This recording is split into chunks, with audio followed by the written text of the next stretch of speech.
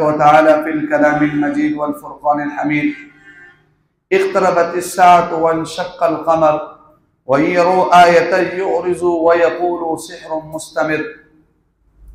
وبالسند المتصل منا إلى أمير المؤمنين في الحديث محمد بن إسماعيل البخاري قال حدثنا وكيع بن إبراهيم قال حدثنا يزيد بن أبي عبيد قال رأيت أسر ضربة على ساق سلمى فقلت يا أبا مسلم ما هذه الضربة؟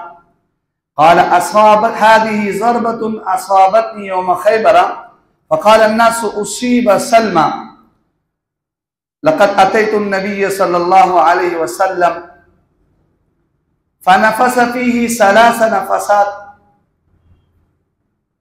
وما اشتكيتها حتى الساعة. رواه البخاري.